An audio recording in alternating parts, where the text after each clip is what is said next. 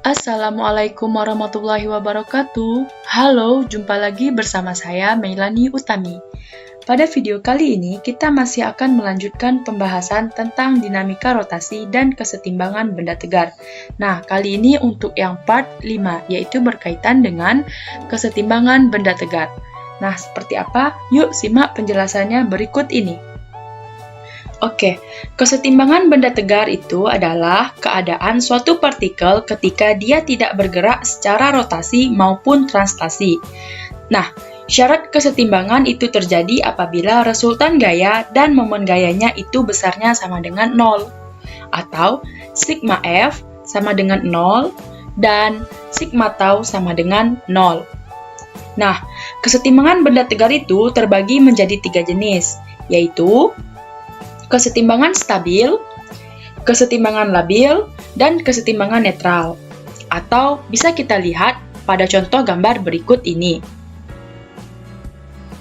Nah, di sini untuk yang A itu gambar kesetimbangan labil, B itu stabil, dan C itu netral.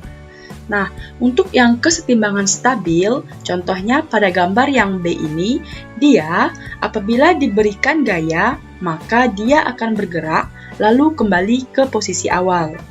Dan titik beratnya, ketika dia diberi gaya luar, maka dia akan bergerak ke atas atau bergerak naik.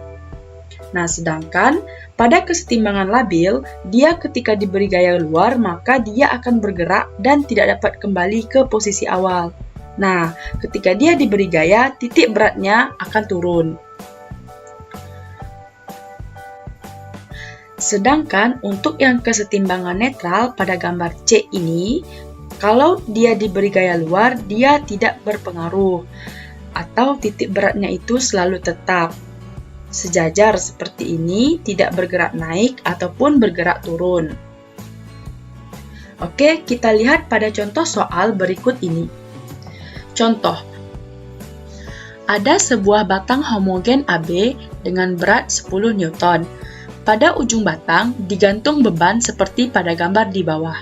Nah, jika sistem di atas dalam keadaan seimbang, maka besar tegangan talinya adalah berapa? Nah, bagaimana cara mengerjakan soal ini? Oke, kita bahas bersama-sama. Langkah pertama, sebelum kita mengerjakan soal ini, kita gambarkan terlebih dahulu gaya-gaya yang bekerja pada sistem ini. Nah, di sini karena batang AB dia memiliki berat, maka dia memiliki gaya berat yang arahnya ke bawah, yaitu WB yang nilainya 10 Newton. Kemudian, di ujung B dia diberi beban. Nah, beban B ia memiliki gaya berat, yaitu W yang nilainya 20 Newton. Kemudian, di situ juga ada gaya tegangan tali yang juga bekerja di titik B.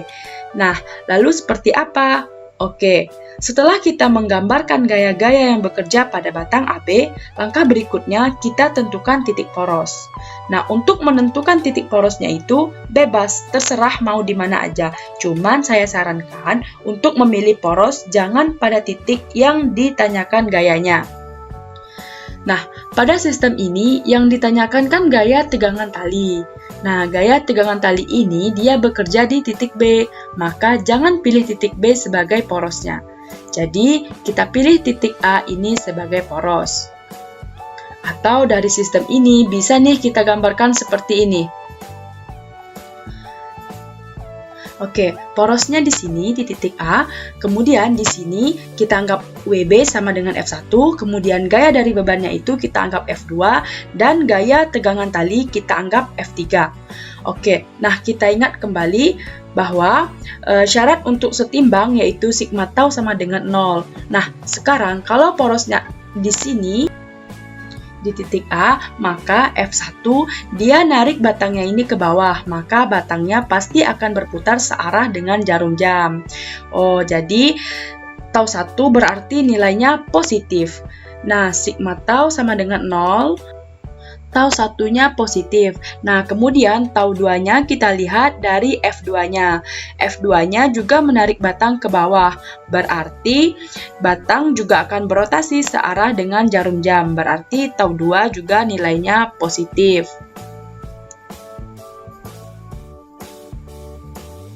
Kemudian tau 3 di sini, kalau porosnya di titik A, maka F3-nya dia akan menarik batangnya ke atas. Maka dia akan berputar berlawanan arah dengan jarum jam. Berarti tau 3 ini nilainya negatif. Jadi sigma tau sama dengan 0, sama dengan tau 1 plus tau 2 min tau 3 sama dengan 0. Nah, ingat, tau itu kan momen gaya, berarti tau 1 sama dengan F1 dikali R1, tau 2 sama dengan F2 dikali R2, dan F3 karena dia membentuk sudut 30 derajat, maka nilainya sama dengan min F3 dikali R3 dikali sin 30. Nah, ini harus sama dengan 0, agar sistem ini dalam keadaan setimbang. Nah, F1 kan itu sama dengan WB, berarti nilainya sama dengan 10 Newton. Jarak WB dari poros berapa? Kan panjang AB itu 40 cm. Nah, WB atau gaya berat dari batangnya terletak berada di tengah-tengah batangnya. Jadi jarak dari A ke WB berarti sama dengan 20 cm atau 0,2 meter. Nah, ditambah F2 sama dengan 20 Newton dikali R2. Nah, R2 kan jaraknya dari titik poros yaitu 40 cm atau 0,4 meter dikurang T dikali 0,4 dikali sin 30 yaitu setengah sama dengan 0. Nah, 10 dikali 0,2 itu hasilnya 2, kemudian ditambah 20 kali 0,4 itu 8, dikurang 0,4 dikali setengah itu 0,2 dikali T, 0,2 T sama dengan 0. 2 ditambah 8 itu sama dengan 10, kemudian min 0,2 T-nya kita pindahkan ke kanan, berarti 10 sama dengan 0,2 T. Nah, T sama dengan 10 dibagi 0,2, berarti nilainya T sama dengan 50 Newton. Berarti tegangan tali untuk sistem ini nilainya 50 Newton. Cukup mudah bukan?